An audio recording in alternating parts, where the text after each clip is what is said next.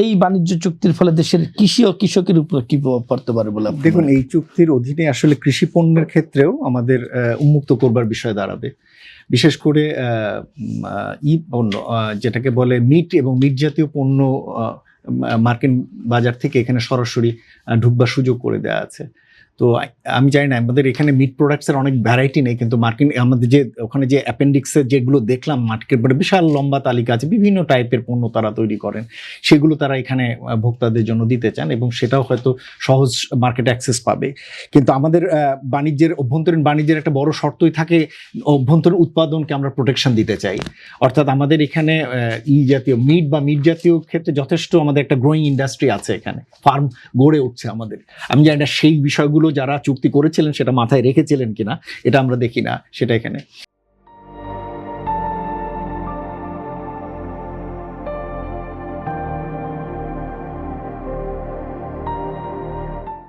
দ্বিতীয়ত হচ্ছে sanitary phytosanitary যে সমস্ত পণ্য আমরা বিভিন্ন দেশ থেকে আমদানি করি, যে সমস্ত এখন সেই সমস্ত জায়গায় আমদানির ক্ষেত্রে মার্কিন স্ট্যান্ডার্ড ফলো করার কথা বলা হচ্ছে, সেটা যে দেশ থেকেই হোক। তাহলে সেটা আমি জানি না অন্য দেশ থেকে আনার ক্ষেত্রে, যদিও আমি ভারত থেকে আমি প্রচুর পরিমাণে আমি আনি কৃষি পণ্য, বা চীন থেকে আমি প্রচুর পরিমাণে কৃষি পণ্য আনি, এবং সেই জায়গাতে আমার কোন স্ট্যান্ডার্ডটা ফলো করা হবে সেটা কিন্তু একটা গুরুত্বপূর্ণ বিষয়, এবং এর জন্য একটা ব্যয় বৃদ্ধির ঘটনা ঘটবে এই চুক্তির কারণে। সুতরাং সেই বিষয়গুলো এখানে দেখবার বিষয় রয়েছে। আমি এখানে একটা ছোট্ট জিনিস বলতে চাচ্ছিলাম, কৃষির বাইরে আমাদের যে এলএনজির চুক্তিটি করা হয়েছে, আমি মনে করি যে এই চুক্তিটিও আসলে সরকারের এলএনজির বিষয়টিতে যাওয়াটি উচিত হয়নি। আমাদের এলএনজির প্রয়োজন হয়, কিন্তু মার্কিন যুক্তরাষ্ট্র আমাদের এলএনজির মূল উৎস না। আমরা মূলত এলএনজি আমদানি করে থাকি কাতার থেকে, এবং তারাই আমাদের সিংহভাগ দেয়। মার্কিন যুক্তরাষ্ট্রে অল্প পরিমাণে আমদানি করি, এছাড়া রাশিয়া ইউক্রেন থেকেও আমরা কিছুটা আমদানি করি। আমদানি না করার বড় কারণ হলো উচ্চ মূল্য, যে কারণে আমরা এতদিন ইউএসএ থেকে আনিনি। এখন আবার এই চুক্তির বাধ্যবাধকতা, সেখান থেকে আমরা যে আগামী 15 বছর 2035-এর ভিতরে আমরা সম্ভবত $15 বিলিয়ন এলএনজি আমদানি করবো, এরকম মনে একটা চুক্তি রয়েছে সেখানে।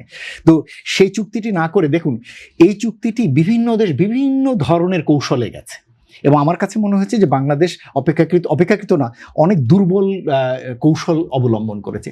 অনেকটা আসলে একেবারে ছেড়ে দেওয়ার মতো, যে কোনোভাবেই নেগোসিয়েশনে কোনো ধরনের জায়গায় বাংলাদেশ আসলে তৈরি করতে পারেনি।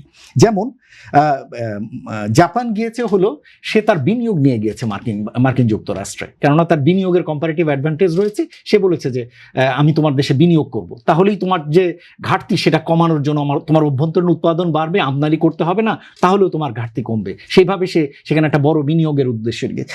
এই একই এলএনজির বিষয়টা আমদানি না করে যে কোম্পানির সঙ্গে সরকার দেশে এখন চুক্তির কথা বলা হচ্ছে এলএনজির, সেই কোম্পানিকে কিন্তু ইজিলি বলা যেত যে তুমি বঙ্গোপসাগরে গ্যাস এক্সপ্লোরেশন করতে চলে আসো।